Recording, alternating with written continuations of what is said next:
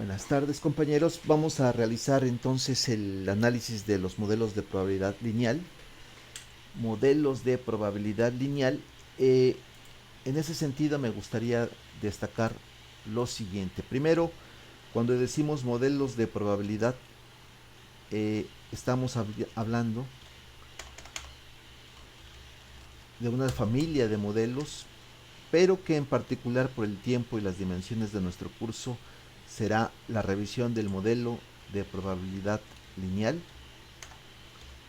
será el modelo Logit, será el modelo Probit, y si acaso hubiese tiempo, que yo creo que ahorita lo dudo, haríamos el Heckman o el Heckit y el Tobit. Aún así, sin embargo, esto está desarrollado ya eh, eh, en otros, eh, déjenme ver que creo que borré aquí, en otros videos que hemos realizado aquí en YouTube. Están desarrollados particularmente estos dos últimos. Entonces, bueno, déjenme poner aquí que borré. Vamos a ver. Lo voy a poner aquí abajo.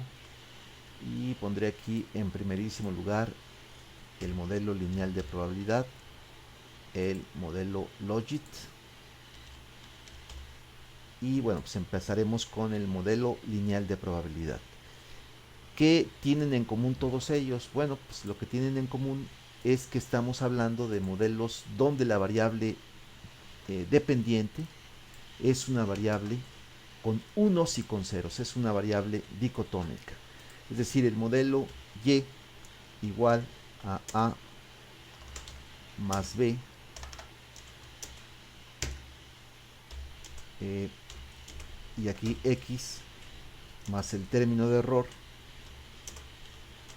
siempre con los subíndices y e y, x y el término de error, eh, se presenta con una y que va a tener las siguientes características. Es decir, va a ser una variable en la cual va a estar teniendo los valores de 0 y de 1.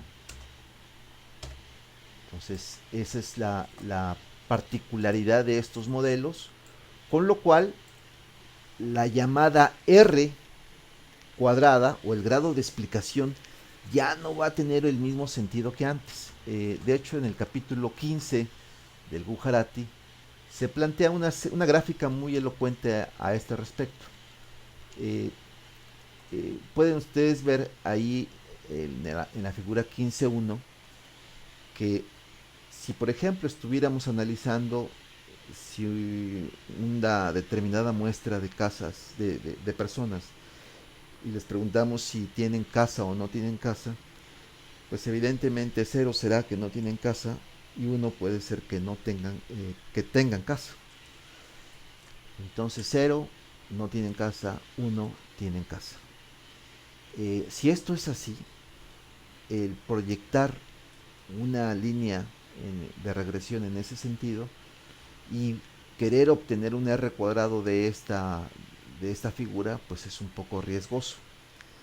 Existen, sin embargo, alternativas a la r cuadrada. Una de ellas es la r cuenta, la cual plantea más o menos la idea siguiente. Sí, es cierto que puedo tener yo de 40 individuos, por ejemplo, preguntarles si, según su ingreso, por ejemplo, algo que veremos a continuación, eh, tienen casa o no tienen casa. Y puede ser que a través de mi modelo, en este caso un modelo donde solo contempla el ingreso como variable explicativa, puede ser que le atine, entre comillas, o que no le atinen. En la medida que coincidan mis estimaciones con lo que realmente sucedió, con la y observada, en este caso la variable binaria, eh, si realmente es 1 que tiene vivienda y yo anticipé mediante el modelo que es 1, pues entonces esta variable o esta observación, mejor dicho, cuenta. Si fallo y yo en lugar de decir que tenía vivienda digo que no tenía vivienda, hay un error. Si todas las posibles respuestas que yo debí de haber tenido como buenas, digo que digamos que fueran 100, y yo le atiné solamente de esas 100, le atiné a 90, pues tengo un R cuenta de 90.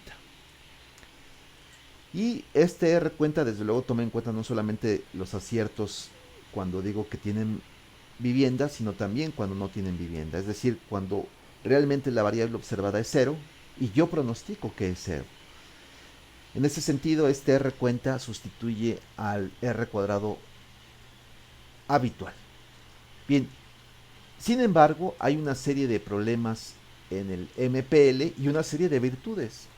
Vamos a plantear de una vez aquí, las voy a escribir, las virtudes.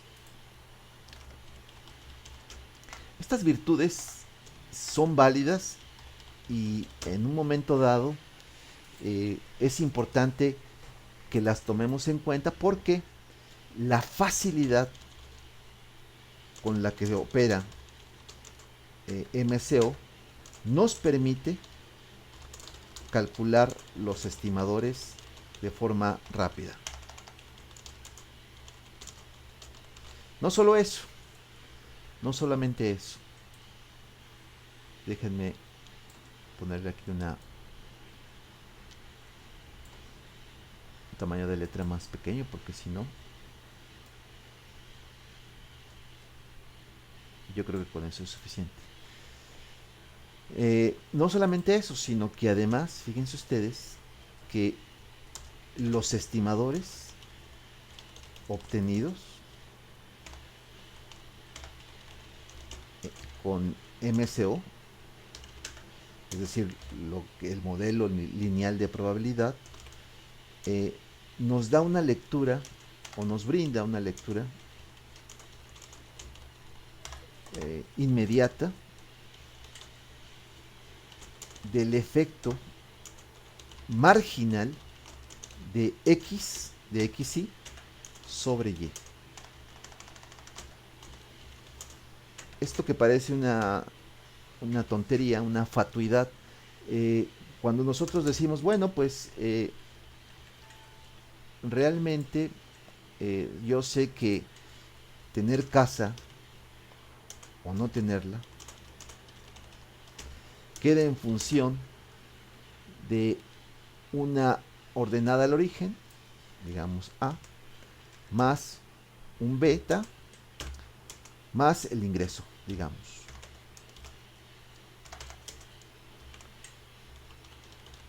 Y entonces beta es inmediatamente el efecto marginal, decimos nosotros es la tasa de cambio, es el efecto marginal de un incremento de X, es decir, de un incremento del ingreso, sobre la variable de tener casa o no tenerla. Entonces, esta idea del beta inmediato como efecto marginal no se tiene en los otros modelos tan rápido. Me refiero al logit y al probit. Ese beta no se obtiene de forma inmediata tan rápido como sí se obtiene en MCO. Para comentar, por ejemplo, lo digo así entre paréntesis, el logit plantea el logaritmo natural de un cociente que sería la probabilidad de tenerlo, de que suceda un cierto fenómeno, es decir, por ejemplo, tener casa, entre 1 menos, menos tenerla, 1 menos pi, es decir, así tal cual. Esto se llama el logaritmo de verosimilitud o razón de ventaja, el logaritmo de la razón de ventaja. Entonces aquí tendríamos A más B más o en función del ingreso. Si se dan cuenta, en el caso que teníamos acá arriba, el de MCO, este es el de logit, el que está abajo, tenemos acá que el beta no es otra cosa que, no puedo poner ahora mismo un triángulo, estoy manejando solamente el teclado por ahora, sería delta eh, y la variable y entre, ¿verdad?, el incremento del ingreso. Mientras que en este caso, el que tenemos acá, nuevamente es delta y tendría yo que poner todo esto que tengo aquí, ¿de acuerdo? Es decir, la probabilidad entre 1 menos la probabilidad misma, eh, ajá, eh, entre un incremento del ingreso.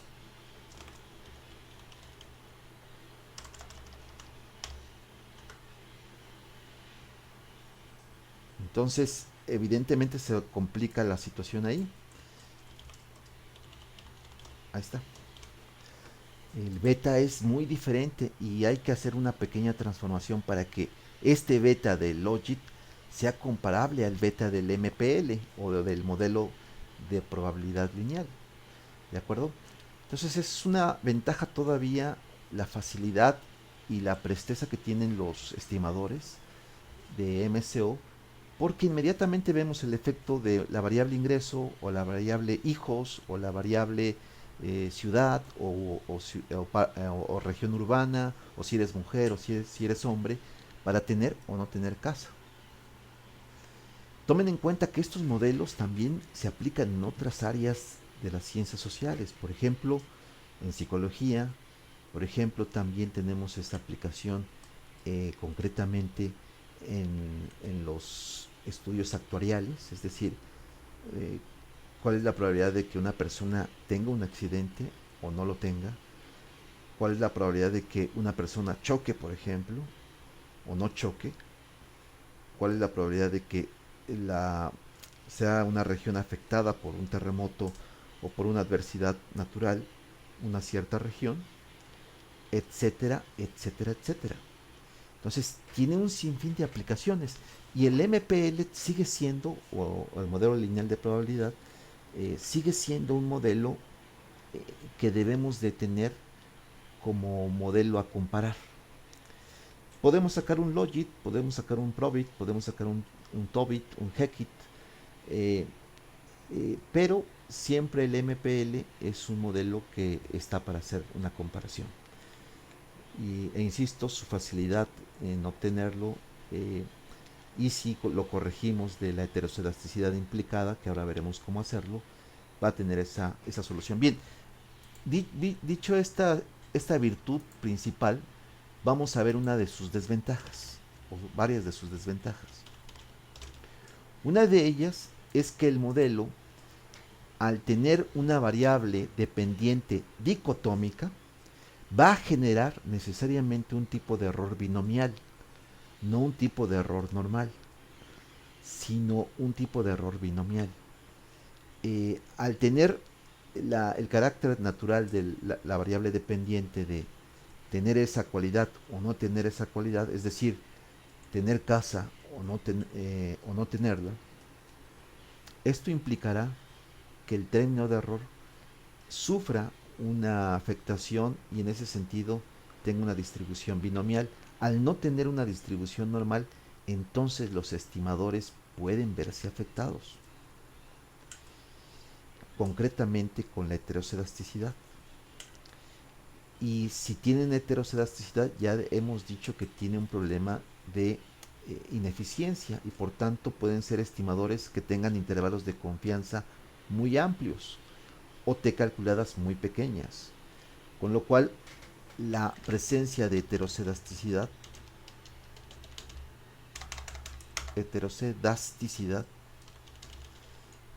y también el problema de la normalidad están ahí presentes. Otro problema fuerte que tiene este modelo de modelo lineal de probabilidad o simplemente MSO es que tampoco la R cuadrada, como ya comenté, tiene sentido y se debe de recurrir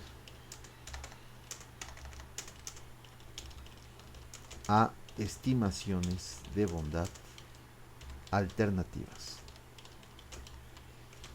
como la máxima verosimilitud o bien el logaritmo de máxima verosimilitud,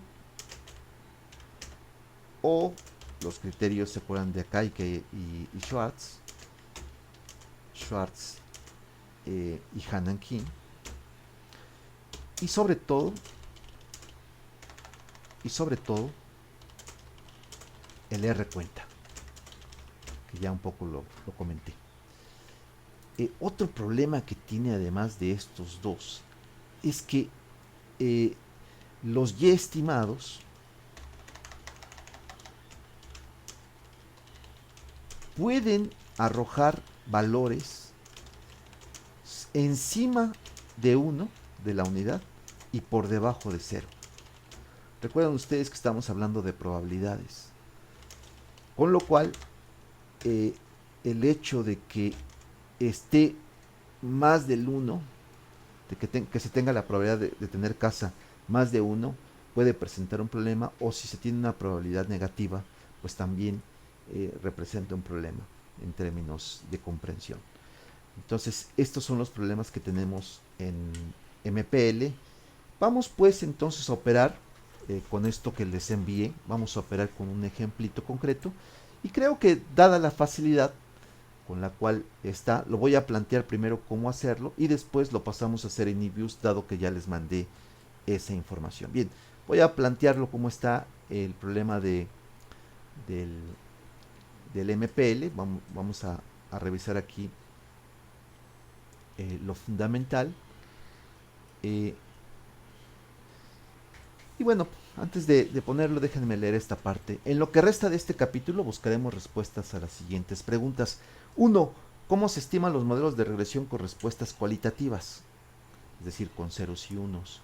¿Simplemente se estiman con MCO y ya?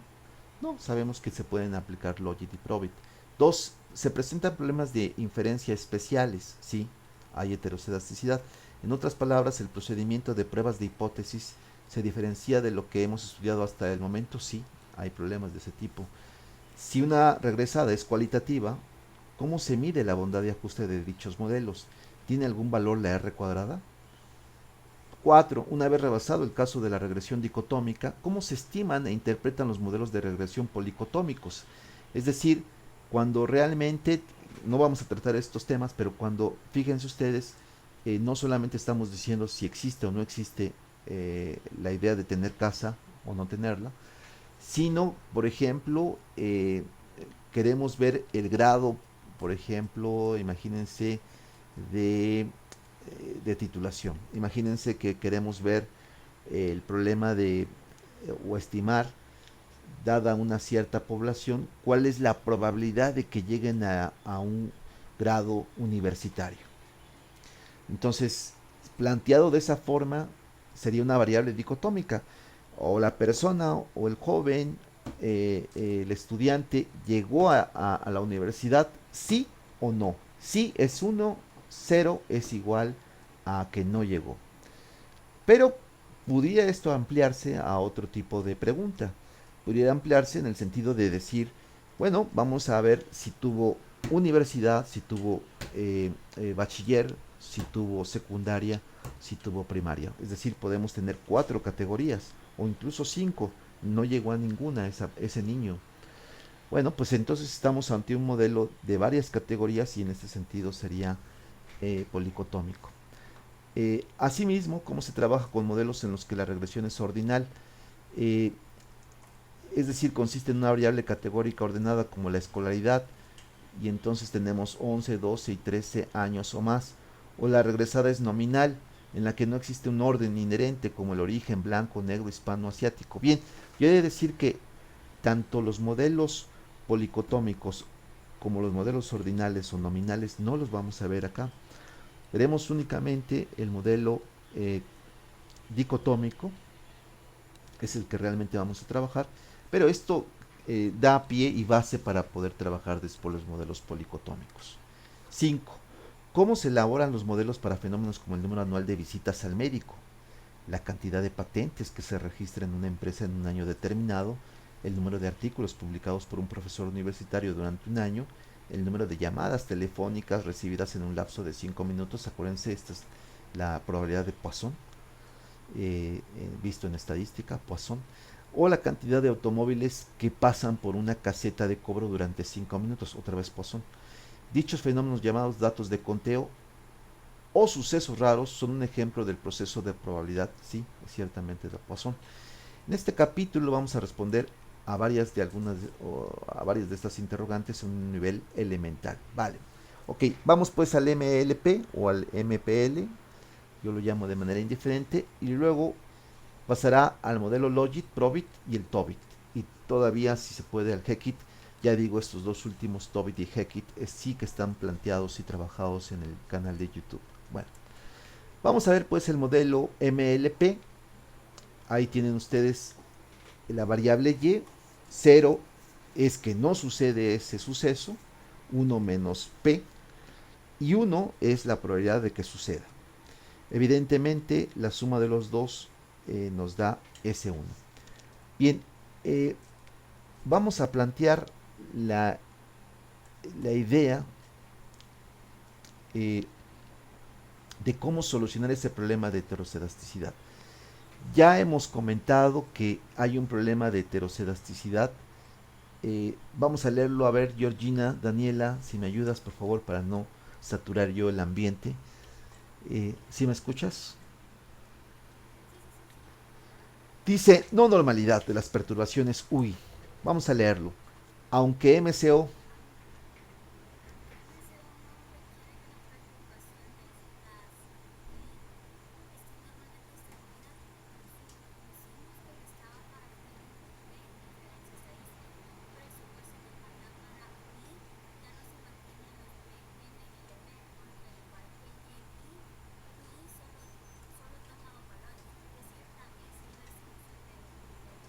ajá,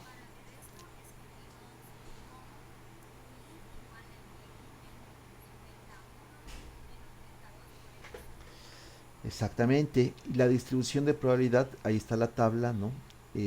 La tenemos ahí. El valor de probabilidad lo tenemos en la tercera columna, pero el valor del error, vean ustedes, en la segunda columna, es un error que depende de algo. No es un error que no dependa de nada, de un factor fortuito o azaroso, sino que depende a su vez, vean ustedes, tanto de beta 1 como de beta 2. Seguimos leyendo, por favor. Obvio.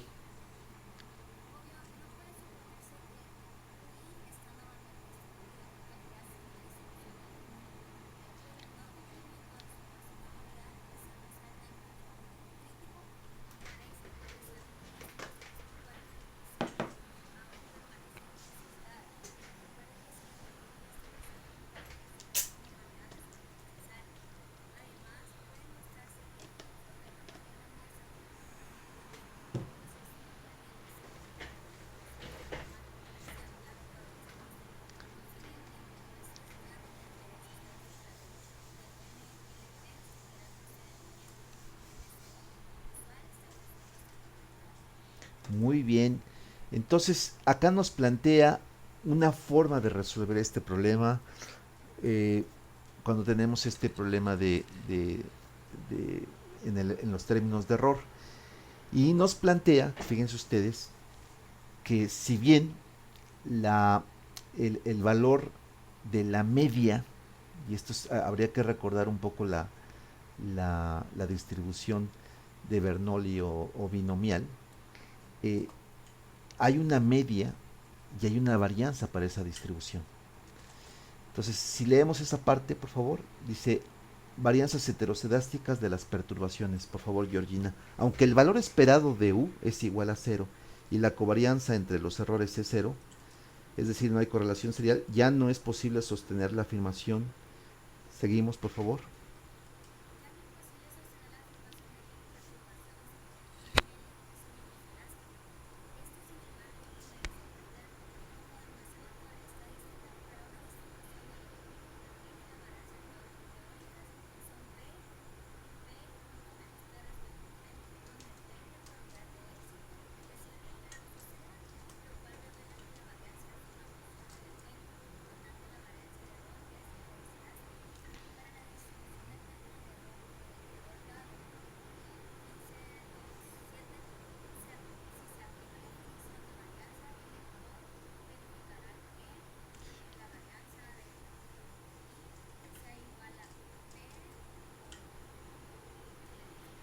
Exactamente. Bueno, aquí entonces tenemos que el valor esperado en una distribución de Bernoulli es el valor de probabilidad, ¿de acuerdo?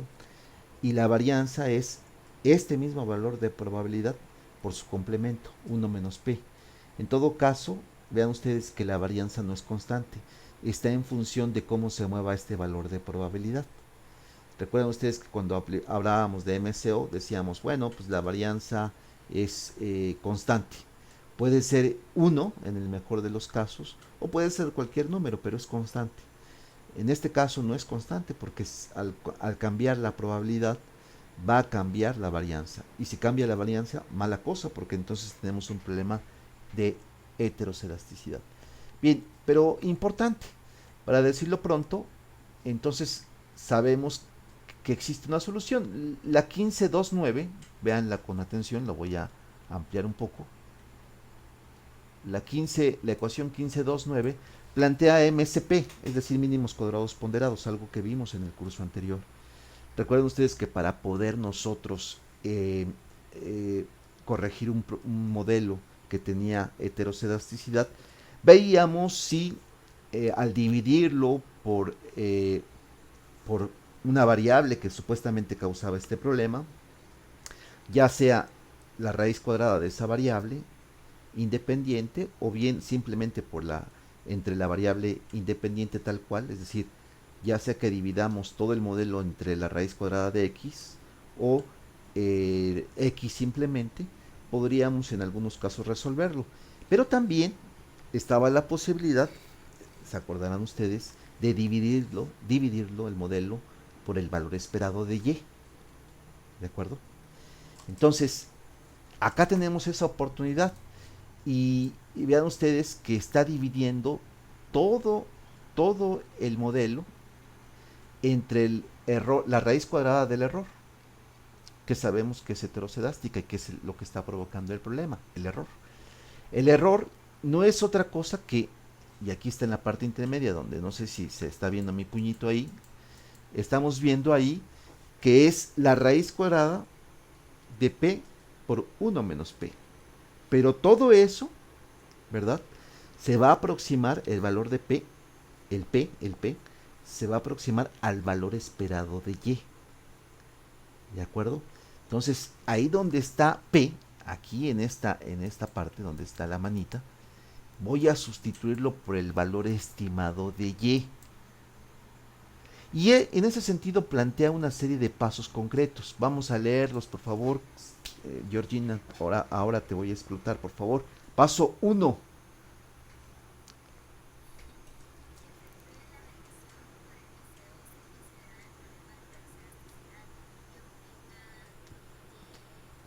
Así es. El val... Ujú. No, no, no.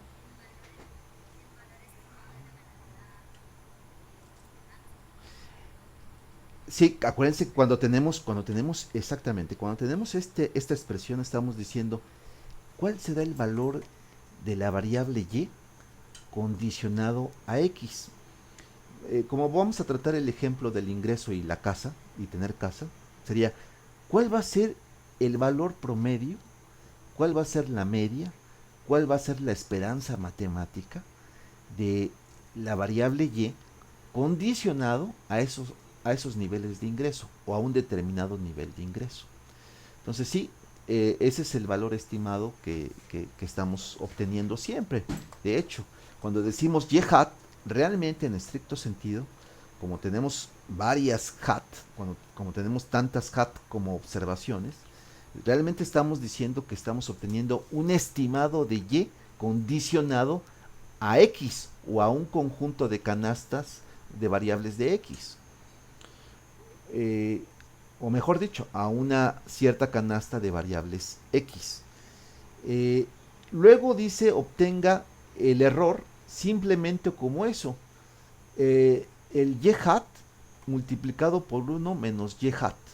Y ese va a ser su error. Entonces me está diciendo que obtenga el MCO tal cual, obtenga el y hat y luego opere con ese y hat para obtener el error. Paso 2, Georgina.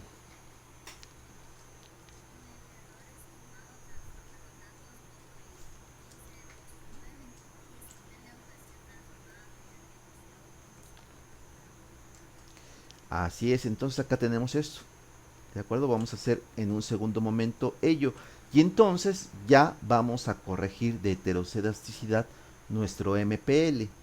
¿De acuerdo? Vamos pues a pedirle a la compañera Georgina, ¿por qué no? ¿Sí puedes presentar o le decimos a otra compañera o compañero? ¿Puedes presentar, Georgina? Ok, si no hay problema, adelante. Entonces, eh, fíjate que ahí los datos que yo pasé, está uno en Ivius, o debería de estar, déjenme ver. Sí, aquí dice MPL 15.2. Por favorcito, descárgalo. MPL 15.2 dice. Entonces, lo descargamos y por supuesto lo abrimos. Estos datos, que ahora los mostrará la compañera, son estos mismos que voy a mostrar aquí, que están en la página, entiendo yo, 547. Y son datos de personas que tienen casa. Lo voy a leer mientras abre la compañera eso. Para ilustrar algunos puntos señalados por el modelo lineal de probabilidad en la sección anterior, presentamos un ejemplo numérico. La tabla 15.1 muestra datos inventados sobre propiedad de vivienda, donde 1 tiene casa y 0 no tiene casa, y el ingreso familiar en miles de dólares de 40 familias. Con base en esta información, el MLP estimado por MCO fue el siguiente. Y entonces lo vamos a determinar. Ahora que presente la compañera, dejo de presentar yo y que presente ella. Ok, entonces dejo de presentar. Entiendo yo que sería aquí. Y cuando quieras, por favor, Georgina, presenta. Vamos a sacar pues entonces el modelo más simple, el MPL. Ahí está. Bien, perfectísimo. Y tenemos como variable Y, si quieres seleccionala y luego selecciona la variable X. Exactamente, abrimos y ahí tenemos pues, entiéndase que Y es 0, no tiene casa, 1 tiene casa. Y luego tenemos X, que son los niveles en miles de dólares del ingreso. Entonces, el primer caso se entiende que no tiene casa y está percibiendo $8,000, en este caso, en este ejemplo ficticio. Luego, el segundo caso tiene casa, pero recibe el doble de ingreso, 16. Luego, una persona que tiene 18,000 de ingreso, entiendo que al año, tendría entonces casa, pero no tiene casa el cuarto registro, es decir, la cuarta observación. No tiene casa a pesar de tener un ingreso de 11. Y así sucesivamente hasta el registro número 40. Vamos a ver el registro 40, por favor. Donde tiene casa y recibe 17,000, casi 18,000 dólares, como otra observación que veíamos anteriormente. Y entonces, bueno, pues ahí lo tenemos los datos. Ok, vamos a hacer una primera gráfica, como siempre, de esto. Vamos a ver, vámonos a View. En esta ventanita también, ver, vámonos a gráfica y vámonos a una gráfica de dispersión. No tendrá mucho sentido hacer la gráfica, ahora verán ustedes por qué, pero aún así la hacemos para que vean el problema. Damos OK. Y como pueden ustedes observar, de esas 40 observaciones, habrá unas que se sobrepongan o se solapen, ¿verdad? Que no tienen casa, tienen cero, y que tienen ese ingreso, eh, esos niveles de ingreso. Yo creo que sería conveniente ponerlo al revés para que los compañeros no nos confundamos. Cerramos eso y seleccionamos en primer lugar Y, o en primer lugar, discúlpame, X, y después Y. Muy bien, perfecto. Open, ¿sí? Ajá, View, Graph, Scatter, Colecua, ahí está. Maximizamos, no seas malita por favor, y vean ustedes que tenemos apenas en el eje de Y, en el eje Y, pero a nivel de cero, una serie de observaciones. Parecieran que son como 10, pero realmente algunas están encimadas, se solapan.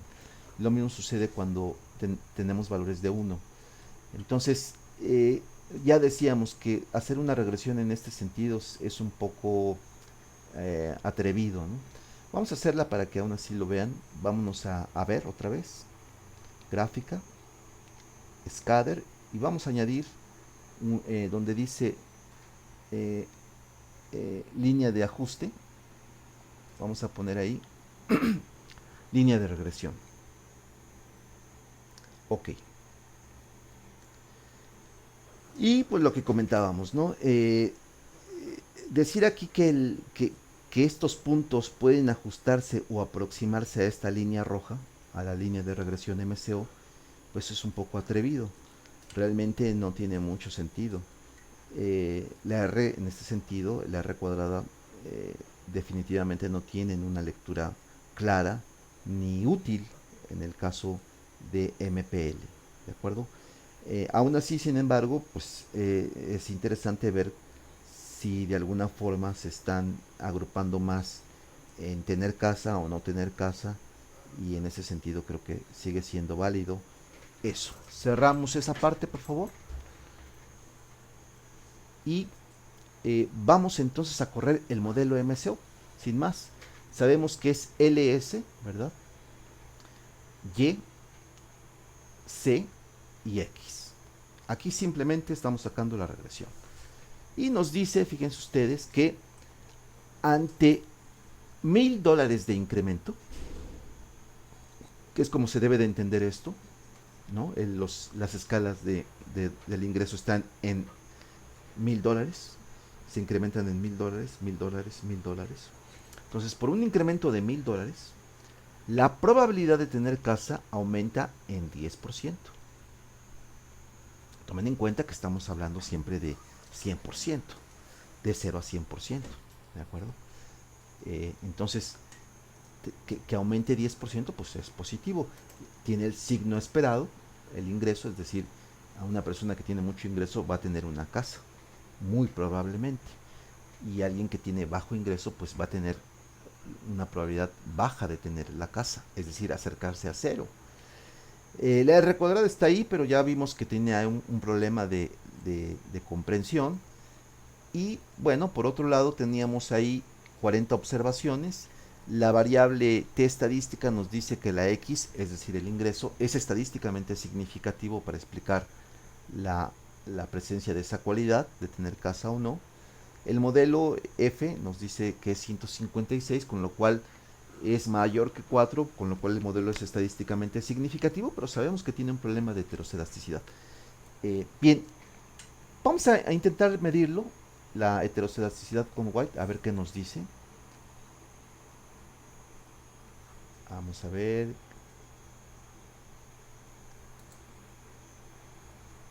Ajá.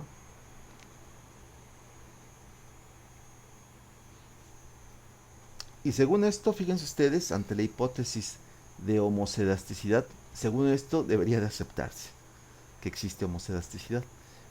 Sin embargo, la recomendación es que existe un problema de heterocedasticidad y que habría que corregirlo. Bueno, pero para que vean que no son infalibles las pruebas. Ok, como en general la estadística, ¿no? Entonces, cerramos y vamos pues a hacer lo siguiente. Volvemos a correr el modelo, vamos a hacer las dos etapas que habías planteado y que habías leído antes. Georgina, la primera etapa es obtener el modelo como si no hubiese problema, obtener el Y-hat y luego de ahí obtener los errores y con estos errores ponderar para obtener MCP, mínimos cuadrados ponderados. Entonces tenemos ahí está la regresión, nos vamos a forecast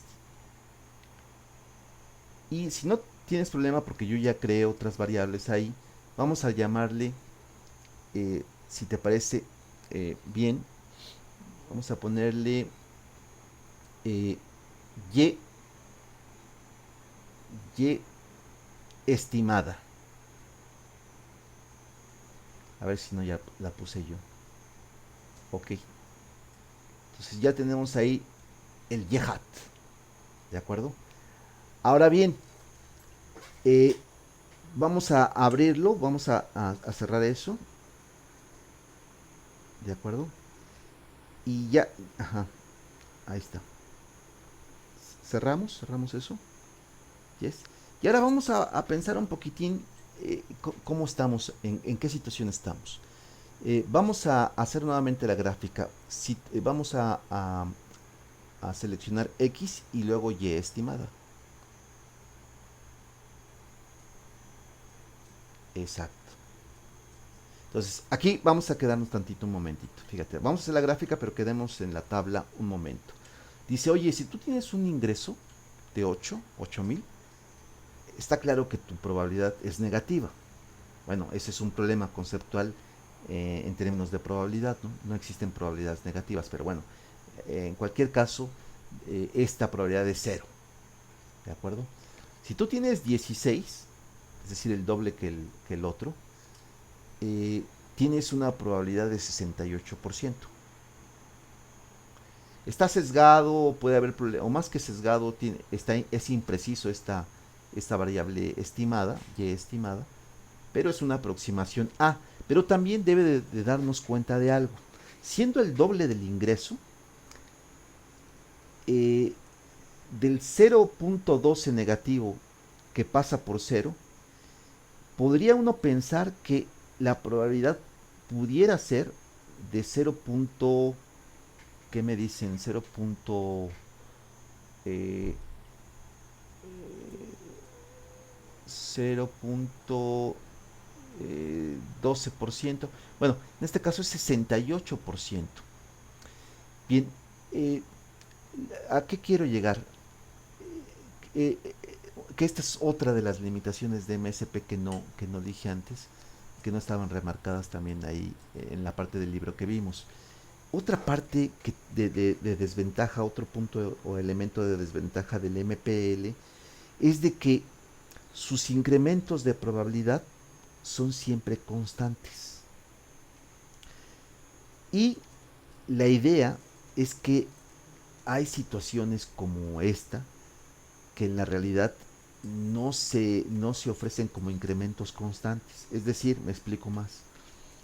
Cuando tú tienes de alguna forma un ingreso, digamos, de $20,000, $30,000, seguro ya tienes casa.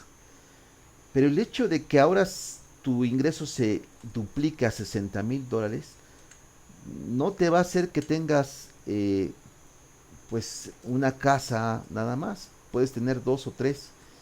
A lo que voy es de que los incrementos no son lineales y puede ser que esa limitación que tiene MLP, una línea, literalmente una pendiente monótona, sea una limitante. Si se acordarán ustedes de la campana de Gauss, ¿no? Si la parten a la mitad y ven la parte primero, la parte de la izquierda, acuérdense que es como una campana, la campana de Gauss. Bueno, pues si parten exactamente a la mitad de esa campana de Gauss y nos quedamos con la parte izquierda, van a ver que primero hay un incremento pequeñito, pequeñito, después hay un incremento en la parte intermedia exponencial y después vuelve a incrementarse lentamente. Esta especie de S, ¿de acuerdo? Esta forma sigmoidal, ¿no? Esta especie de S es lo que realmente se acerca al fenómeno que queremos estudiar. Tener primero incrementos pequeñitos, pero después en un cierto umbral los incrementos de poder tener casa crecen demasiado y después con los ingresos muy altos prácticamente eso ya no se modifica. ¿De acuerdo? Esto no está en MCO. MCO es constante, es plano, es una pendiente plana y monótona. Eso también es una desventaja. Bien, ok, ya tenemos el y estimado, vamos a calcular el error. ¿Y qué te parece para lo generamos ahí abajo y decimos gen R, ajá, espacio, y ponemos error, así tal cual. Y decimos que es igual, ¿te acuerdas? Al y estimado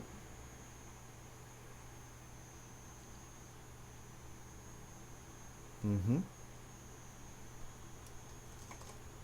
Por, ¿verdad? Asterisco, eh, entre paréntesis, uno menos y estimado, o y estimado, enter. Entonces ya generamos el error, ¿no? Ahí lo debería de estar por ahí cerca, ahí vamos a abrir error. Bien, ¿qué tenemos? A ver si puedes poner las dos tablas, esta que acabas de sacar a la izquierda y la que está ahí a la derecha. Perfecto. ¿Qué es lo que observamos? Bueno, observamos primero que había una primera observación con una probabilidad negativa. Luego, la observación 7 en la tabla de la derecha tiene una probabilidad mayor a 1. Es 1.09. Entonces, lo que plantea el autor o los econometristas en este sentido es de que hay que eliminar esas observaciones negativas y las que son por encima de 1 para que no sesguen lo que vamos a calcular posteriormente. Entonces, esta eliminación de estas variables que son negativas, vamos a contarlas. La 012, es decir, el registro 1, ¿no? El registro número 9 también es negativo. El 14 también no, el 14 es mayor que 1. El 15 es negativo. Bueno, pues todos estos que son negativos o bien mayores a 1 los eliminamos. Eso ya lo hice yo. Cerramos en ese sentido. Quedémonos en la mente, compañera, que tenemos un 0.21 en tu error. Ábrelo otra vez. Un 0.21 en esa. Ajá. Y con eso en mente, vamos a abrir entonces esta otra variable. Cerramos ahí. Y, sí, adelante. Así es, así es. Perfecto. Entonces, ya tenemos, sin embargo, esto ya ordenado. Si abrimos, por favor, el W201, fíjate ahí que ya eliminamos algunos. Eh, en este caso, de 40 observaciones que teníamos, ahora ¿cuántas tenemos? Tenemos 28. De hecho, ahí lo dice en el libro, déjame ponerlo. eh, lo, a ver si lo pueden ver en la página 548. Creo que vale la pena eh, leer esa parte porque si no alguien puede pensar que me lo estoy inventando yo y no, no es así. Entonces, por favor, si leemos esta parte, Georgina, voy a tener que presentarlo para efectos del video en mi pantalla. Entonces, deja de compartir un momento tu pantalla y leemos esta parte, por favor.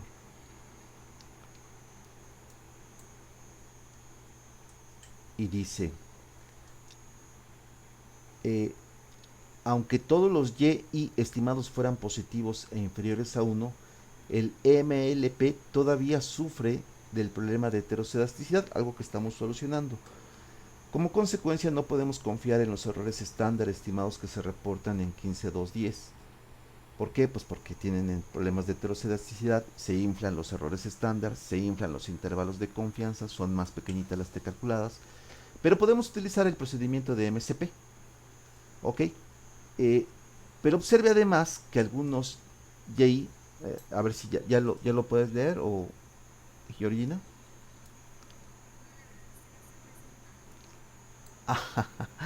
Bueno, ok, vamos a hacer lo que tú lo presentes. Vamos a ver, perdóname, perdónenme, aquí está.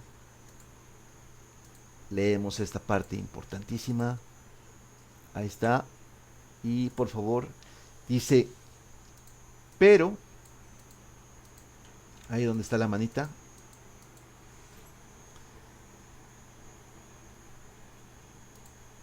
¿Sí? Ahora sí lo estoy presentando o todavía no. Ajá. Dice, pero observe que, a ver si lo puedes leer, por favor.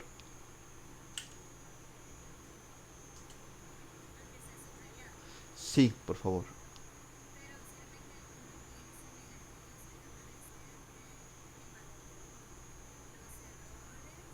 Ajá, muy bien.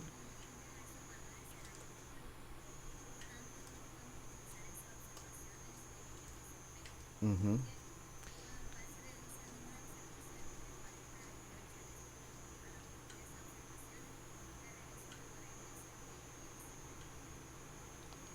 Ajá, ahí está. ¿Por qué no podemos? Porque acuérdense que no hay raíces cuadradas negativas.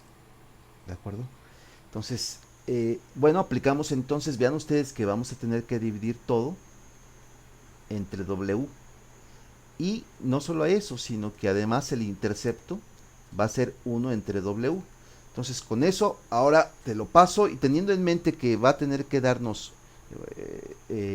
1,24 y 0,11 y que antes la pendiente era 0,10 en MCO, vean ustedes, ahí está, el 0,10.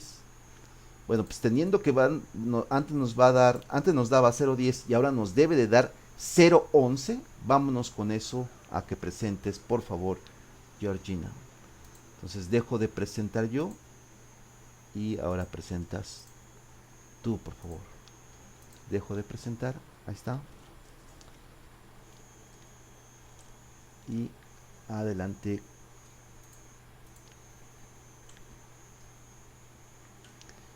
Muy bien, pues entonces ahora ya estamos con el error, ya está generado, ya sabemos que es W201, algo así, cerramos esa tabla, ¿de acuerdo? Nos quedamos con la idea de que ya la tabla, eliminando estos ceros y estos eh, números mayores que uno, está en la tabla W201, ¿de acuerdo? Vamos a abrirla, la W201, para que se vea. Y ya verán ahí que no existe ningún cero y no existe tampoco ningún número negativo. ¿De acuerdo? Dicho eso, cerramos y vamos a crear la variable, la regresión. Entonces decimos lo siguiente, por favor. LS Y dividido entre W201, que tiene un nombre muy feo, pero bueno, eh, circunflejo 0,5.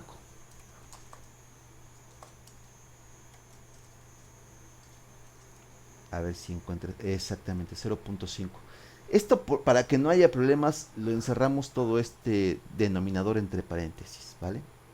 Ok, precioso. Luego espacio, espacio, ¿verdad? Uno entre eso mismo, entre todo ese denominador.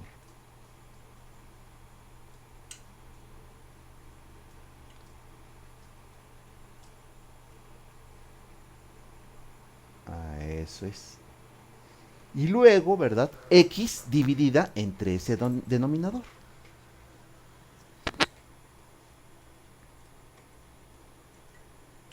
Acuérdense que nos debe de dar 11,11. Enter.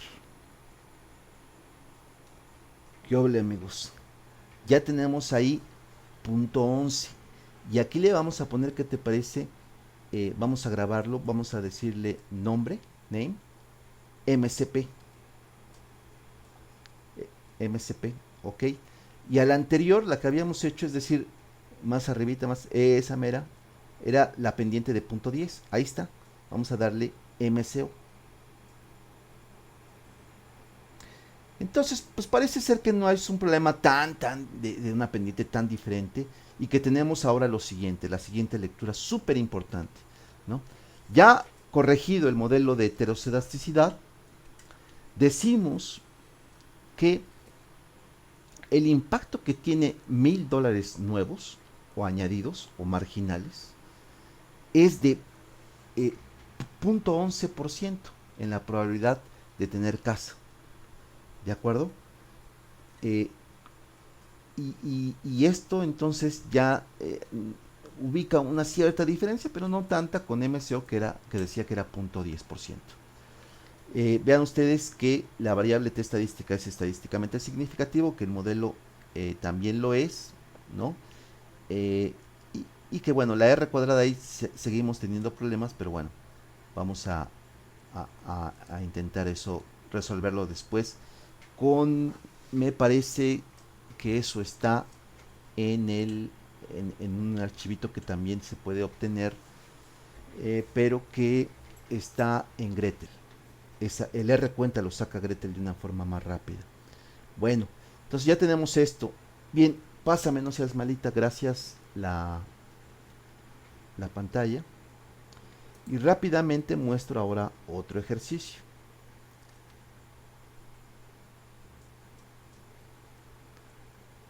Eh, Aquí hay un ejercicio mucho más robusto.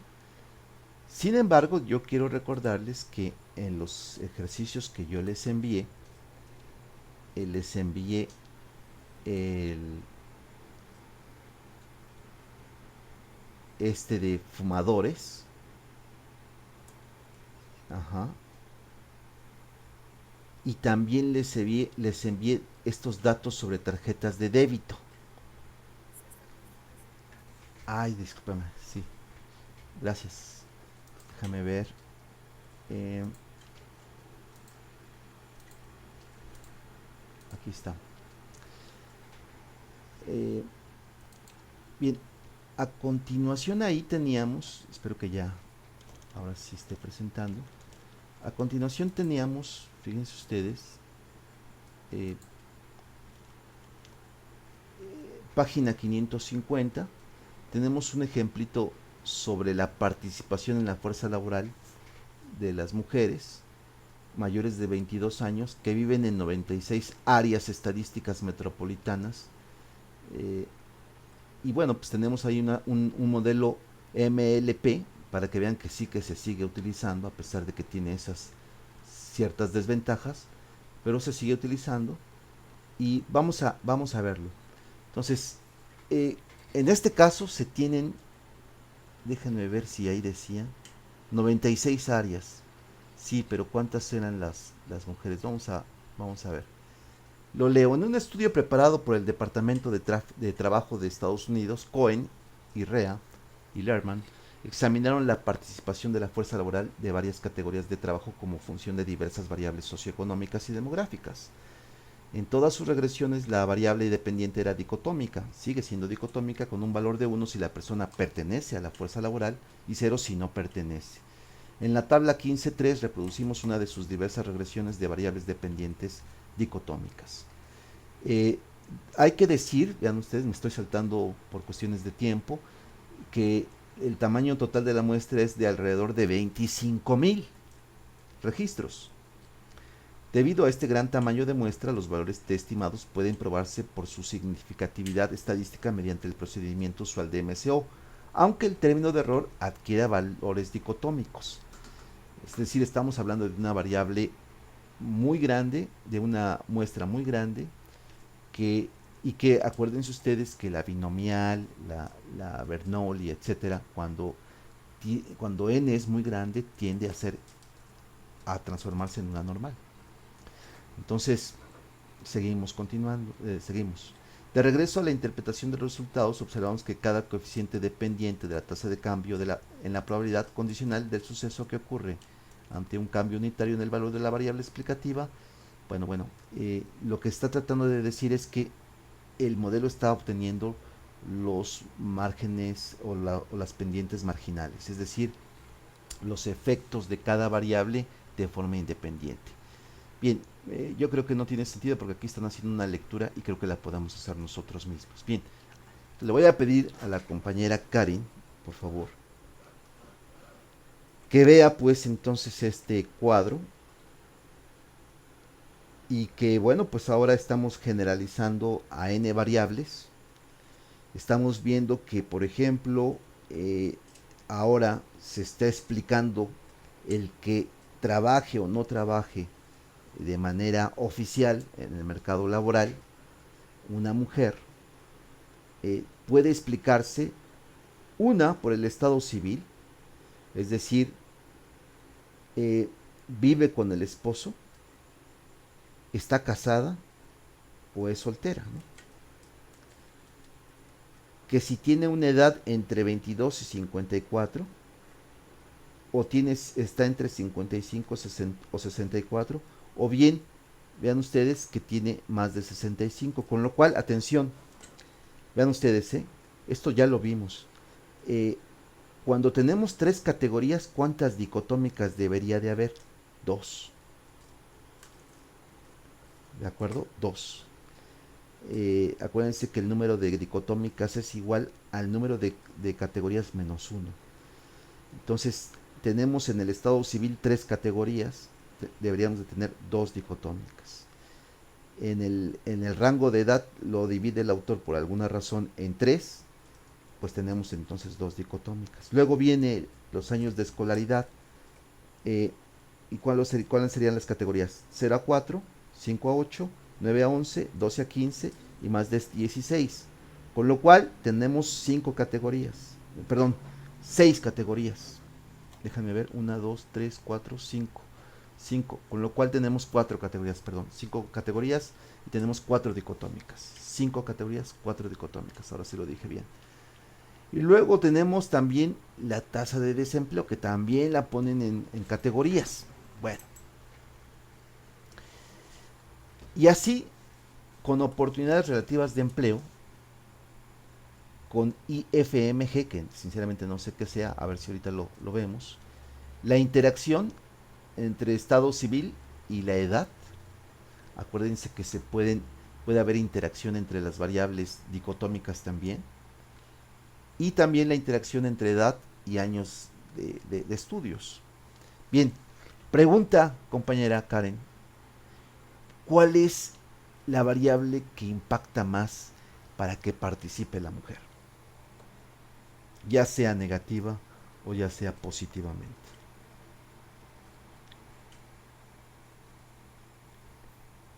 Voy a hacer un recorrido lento para que lo observes.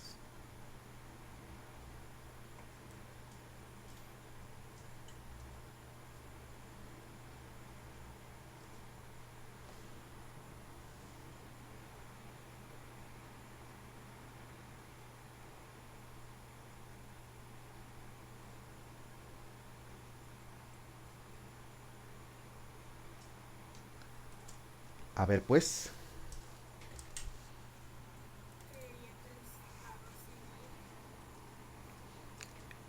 el estado civil, si es soltera, parece ser que tiene punto 29, ¿no es así? Ahora bien, hay años de escolaridad también con punto 30, ¿no? Con lo cual, con lo cual vamos a leer cada uno su efecto marginal. El efecto marginal de que sea una persona soltera, vean ustedes, este estudio déjenme ver si tiene ahí cuándo se hizo en el 66, pensamos el contexto del 66, ¿no? En Estados Unidos, supongo que ahí se hizo este análisis, déjenme ver ahí, departamento, sí, Estados Unidos. Bueno, ahí está. Entonces, tiene 29% de efecto el hecho de que seas soltera. Si ya eres casada, baja, eh, baja esto a 15%. Bueno, exactamente 15-23%.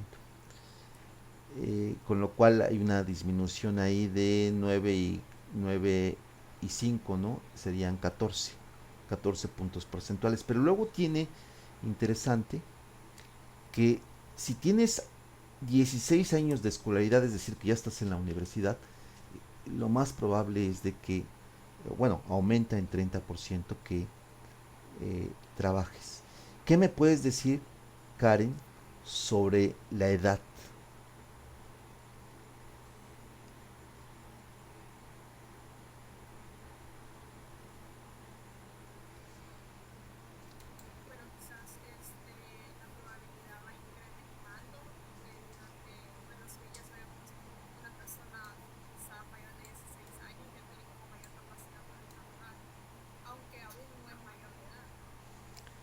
Ajá.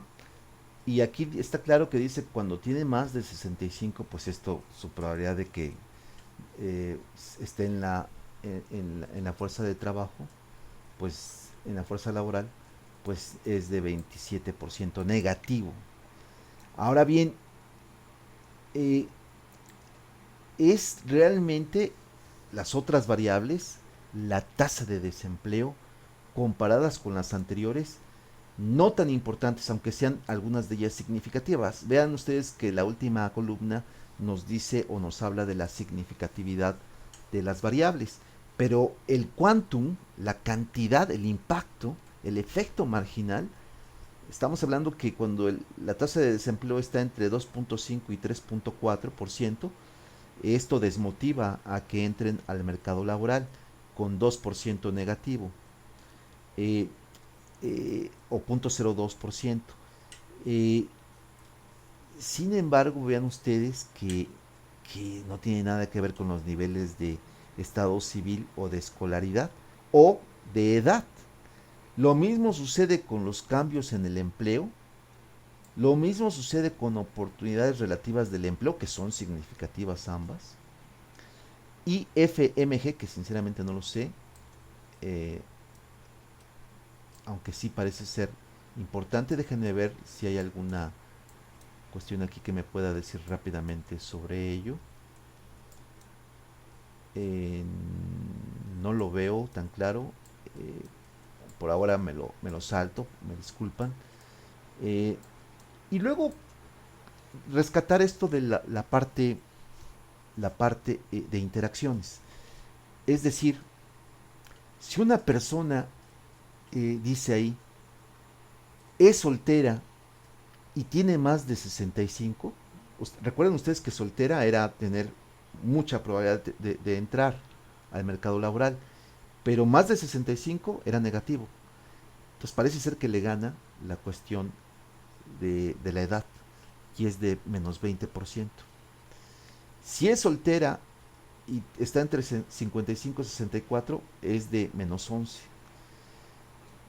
Si el estado civil es otro, pero tiene esos rangos de edad, también son negativos. Luego, la interacción de la edad y de la escolaridad. Todas aquellas personas que tengan 65, aunque incluso tengan 16 años de, de estudios, su probabilidad de que entren es negativa. Eso es lo que nos está diciendo y es estadísticamente significativo. Estamos hablando de una supermuestra de 25,000, más de 25,000 registros. Interesante. Entonces, tomen en cuenta que cuando apliquemos Logit o Probit, podemos estos dos últimos modelos compararlos con MSO para ver si hay un cambio tan significativo o radical. Pero que es interesante que, vuelvo a enfatizar esto, que los coeficientes que estoy leyendo ahora mismo y que ha leído la compañera Karen son los efectos marginales inmediatos. Esto no sucede con Logit y Probit. Hay que hacer transformaciones para que sean o nos dé la lectura de los efectos marginales. Vamos, que sean los betas. ¿De acuerdo? Bien, eh, leemos esta parte. ¿Qué te parece, Karen? Ya que estás ahí. Con este procedimiento,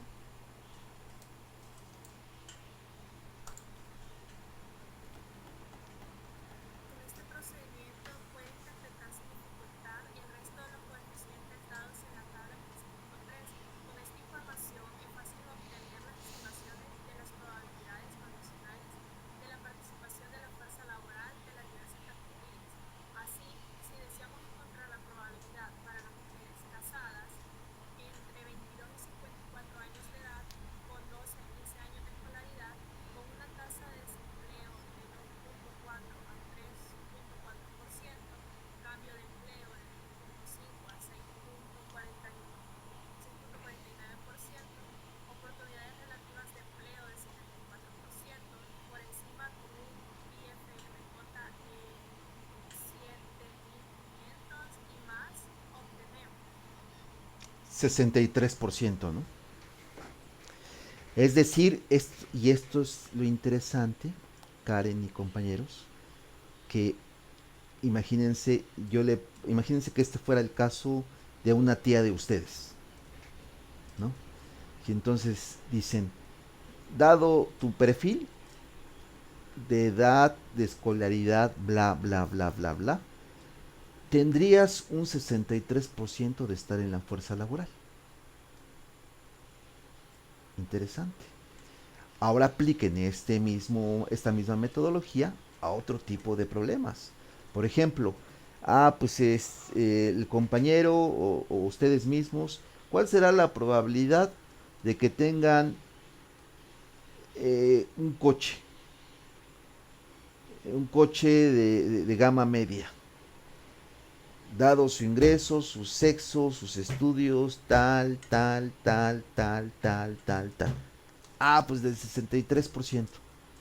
Interesante. ¿Cuál es la probabilidad de que eh, de que Saca sea inocente, si tal, tal, tal, tal, si tuvo un ingreso de tal, si tuvo si tuvo una esposa y tantos amantes, tal, tal, tal, tal? ¿Cuál es la probabilidad de que Funes tal, tal, tal, tal, con una esposa y amantes tal, tal, tal, si es hombre tal, tal, tal, tal, tal, y que sea inocente? 1%, ¿no? Entonces, lo que trato de decir con este ejemplo jocoso último es de que ustedes pueden aplicar esto a otro tipo de problemas. ¿De acuerdo? La compañera Sara, por ejemplo, yo no sé si sacó, no sé si anda por ahí, pero bueno, hizo un modelo Logit, si no mal recuerdo, para el caso de la violencia.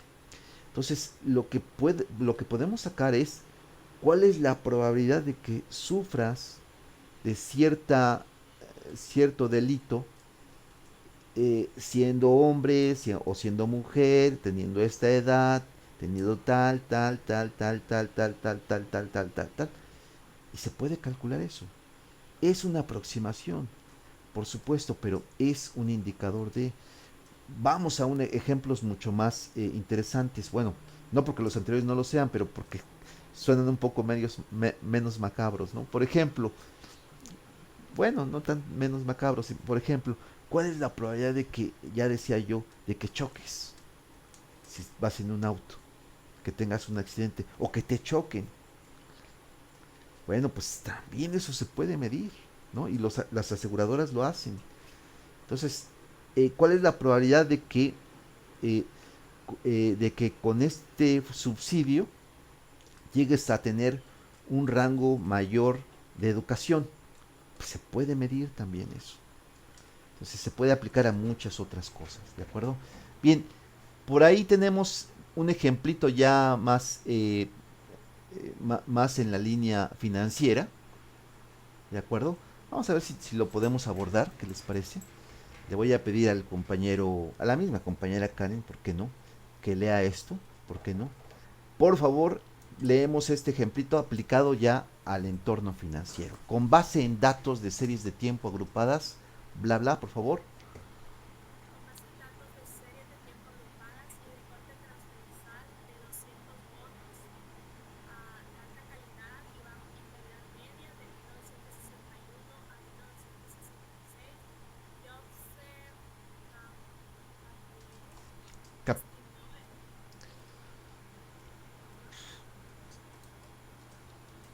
estimó, Estimó el siguiente modelo. Sí, adelante.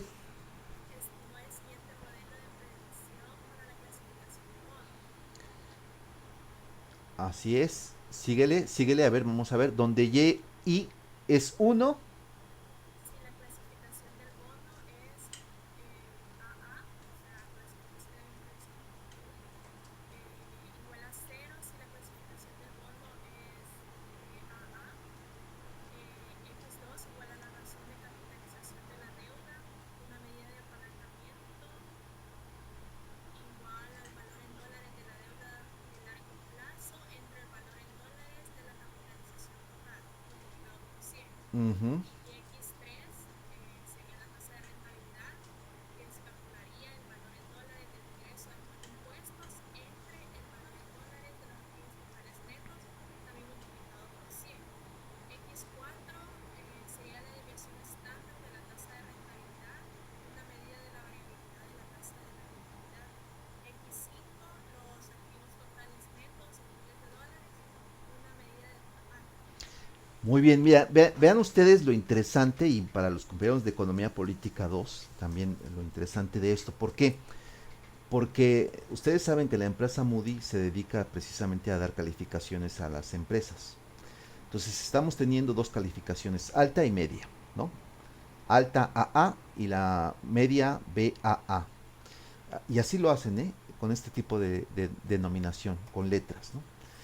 Bien, y dice, va a estar en función de cuatro variables, de cuatro variables, ¿no? La variable 2, 3 y 4 y 5.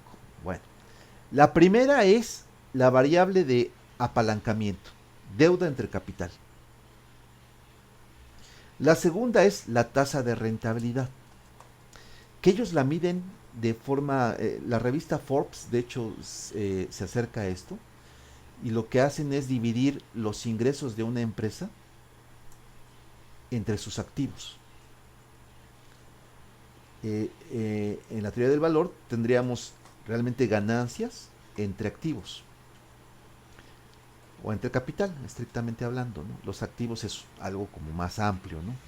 Es decir, todo lo que tienes en propiedad, más aquellas propiedades que no necesariamente son físicas, sino que son eh, remuneraciones que te pueden dar o dinero que puedes tener en acciones, en fin, en diferentes formas que no necesariamente son físicas.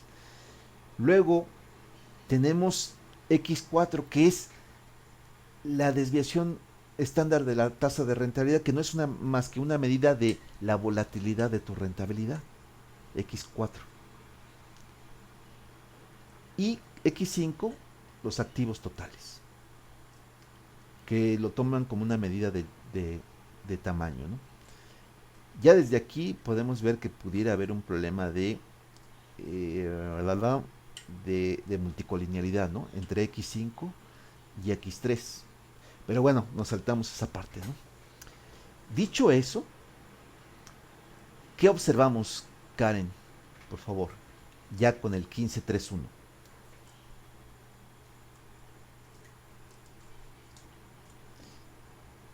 A priori se espera que beta 2 y beta 4 sean negativos. ¿Por qué? Y que beta 3 y beta 5 positivos. Después de corregir por heteroscedasticidad y por autocorrelación de primer orden, eh, Camilleri obtuvo los siguientes resultados. Un Y1 igual a 0,6860 menos 0,0459 Mm, en el 2 estimado más 0,0486 de x estimado más 0,0572 de x4 y sumado 0,578 de x5, que ujú. recordaron de 0,69. Muy bien. Fíjate que ahí decía, es esperable que el apalancamiento, es decir, el grado de deuda que tienes, pues puede hacer que tengas una calificación peor. Sí, ¿no? Tienes una deuda muy grande en relación a tus activos, pues te puede dar una calificación mala o no tan buena. Y la 4 pues es la volatilidad de la rentabilidad, es decir, si es muy volátil eh, tu bono, pues puede haber un problema en ese sentido. Eh, y por eso es que pudiera ser negativo. Ante más volatilidad, pues la calificación baja. En cambio, si tienes una rentabilidad X3 muy alta, pues va a ser eso positivo. Y si tienes activos totales muy altos, también va a ser eso un efecto marginal positivo. Dice que lo corrige de heteroscedasticidad y de autocorrelación de primer orden. Ustedes se acuerdan, esa autocorrelación de primer orden la podíamos eh, solucionar con Price-Weinstein, por ejemplo, ¿no? La heteroscedasticidad ya hemos dicho que podemos dividirla o deberíamos de dividirla con el error que ya obtuvimos con la compañera Georgina, etcétera, etcétera. Y bueno, lo que observamos ahí, Karen, es, si estás de acuerdo conmigo, es de que la variable eh, X, X4, curiosamente, es positiva, paradójicamente. y es la que tiene aparentemente un impacto mayor. Le sigue la rentabilidad con el signo esperado, por cierto, ¿de acuerdo? Y eso es en sí mismo interesante. Vamos a ver, eh, dice que todos los coeficientes tienen los signos, vamos a leerlo, ¿qué te parece? Todos los coeficientes, a excepción de x4, Tiene los signos correctos.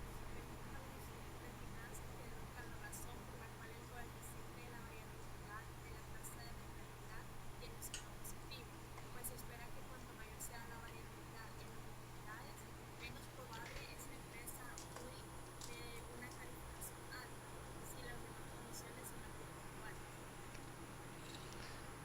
la interpretación. La Ujú. interpretación de la regresión es clara. Por ejemplo, el 0.04586 asociado a x3 significa que si las demás condiciones se mantienen iguales, un incremento de un punto porcentual en la tasa de rendimiento genera en promedio alrededor de un 0.05 de incremento en la probabilidad de que un bono obtenga la clasificación alta. En forma similar, cuanto más alta sea la tasa de endeudamiento elevado al cuadrado, menor será la probabilidad, en 0.02, de que un bono reciba la clasificación alta por unidad de incremento en esta tasa. Muy bien, pues yo creo que con este ejemplito de finanzas nos quedamos. Yo desgraciadamente esta base de datos no la pude conseguir. Si alguien la puede conseguir y lo podemos hacer, adelante. Sí puede conseguir, en cambio, los datos de Murray sobre fumadores. Es este que está aquí, el archivito que está aquí, lo vamos a ver posteriormente. Y los datos sobre tarjetas de débito, que también es algo que se puede, que alguien puede toparse con eso en alguna vez en su vida, ¿no? Es decir, calcular pues la tasa de morosidad, o si alguien puede ser moroso, o si alguien puede tener o no una tarjeta de débito o de crédito, etcétera, etcétera, etcétera. Los datos, por ejemplo, ahí se observan de 6 variables, x1 hasta x6, para 60 registros, 60 observaciones. Bien, ya lo veremos esto en la próxima clase. Por ahora me gustaría comentarles que sería bueno que hicieran un reporte sobre este capítulo 15, ¿de acuerdo? Sería importante. Sin embargo, eh, yo ya más bien que para entregar, yo diría que para que ustedes lo hagan y se lo queden.